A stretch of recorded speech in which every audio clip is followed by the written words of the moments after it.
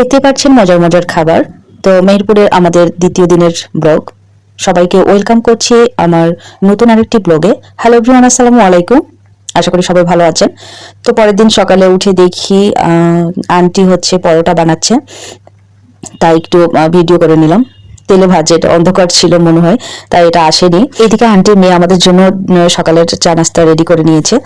চা খাওয়ার পরে দেখুন এদিকে আন্টির লুচি, তারপরে লুচি টুচি খেয়ে আমরা টক দইও খেয়েছি সকালবেলা। লুচি, মিষ্টি, ডিম ভাজা ছিল। এখানে পুরোটাই হয়তো আসেনি। তারপরে টক দই খেলাম, টক দই বাড়িতেই বানান ওনারা। তো দেখতে পাচ্ছেন আমরা এখন চলে যাচ্ছি কমলা বাগানে। শুনেছি যে ওখানে মেহেরপুরের কমলাকান্ত একটা গ্রামে গিয়েছিলাম, ওখানে সুন্দর একটা কমলা বাগান আছে। আমি কখনো যাইনি, ফার্স্ট টাইম কমলা বাগান দেখছি, তাই খুবই এক্সাইটেড হয়ে চলে গেলাম হাঁটতে হাঁটতে। তো দেখুন কতগুলো কমলা পড়ে আছে। আমাদের দিকে যেমন আম পড়ে থাকে, আমি দেখেছি বড় পড়ে থাকে, তবে কমলা কখনো দেখি নাই। আমি কাশ্মীরে গিয়েছিলাম, বাট ওই সিজন ঠান্ডার সিজনে গিয়েছিলাম, তাই আপেল ধরা বা আপেল ছোঁয়াটা দেখতে পাইনি, বা আপেল ধরে আছে এরকম গাছ দেখতে পাইনি। সবগুলো ছাটা ছিল গাছগুলো, তবে মালটা দেখে সেই শূন্যতাটা পূরণ করতে পেরেছি মনে হচ্ছে। তো একটু ছবি তোলা, ফটোশুট করা আমার একটু শখই বলতে পারেন, তাই একটু ফটোশুট করলাম, ছবি উঠালাম। এদিকে ওই মামারা হচ্ছে গাছে করছে, কমলা ভাঙছে, তাই একটু ভিডিও করলাম এবং তাদের সাথে কথা বলছিলাম। আপুকে ভিডিও কল দাও তো, ফোন দিচ্ছি। এই যে ভাবে কেটে কেটে আচ্ছা, এই যে দেখুন। আসসালামু আলাইকুম। ওয়ালাইকুম সালাম। আমাদের বধূ মিয়া খুব খানা মানা খায়। এই যে দেখেন কি হয়, কবির ভাই খানা, তাদের বংশরা সব খানা খেতে যায়। বধূদের বংশ সব এই খানা খাওয়া বংশ। এই কমলা লেবু বেচি। এই একজন লাইভে কমেন্ট করেছে দাম কত, কমলা কেজি কত? 120 টাকা। 120 টাকা? জি।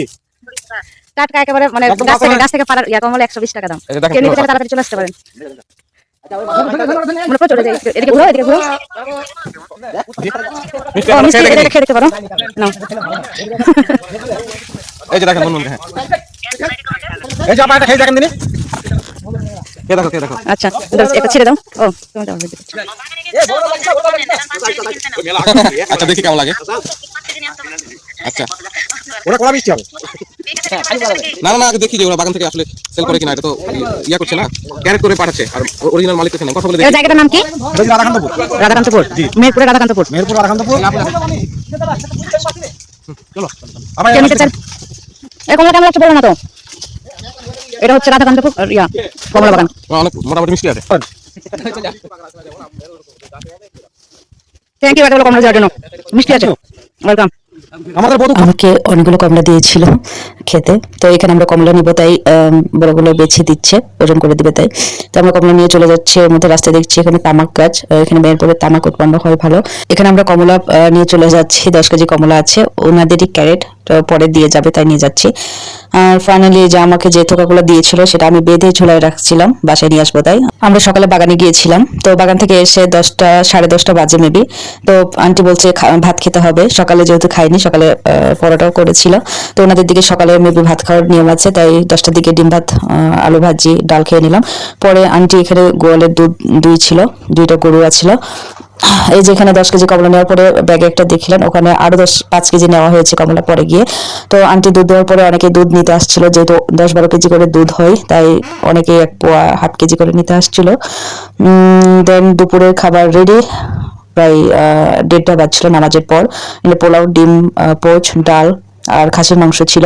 আমরা খাওয়া দাওয়া করে বের হয়ে গেছিলাম বাড়ির উদ্দেশ্যে। আমরা চুয়াডাঙ্গা যাচ্ছি বাসে করে, মেহেরপুর থেকে চুয়াডাঙ্গা আসলাম, আবার ওখান থেকে অটোতে করে স্টেশনে আসছি মহানন্দা ট্রেন ধরার জন্য রাত্রের উদ্দেশ্যে। সেদিন সোমবার ছিল, সাগরদারি ট্রেন বন্ধ ছিল, মধুপুতি ছিল ঢাকা থেকে, তবে আমরা ওটাতে আসিনি, এটাতে এসছি।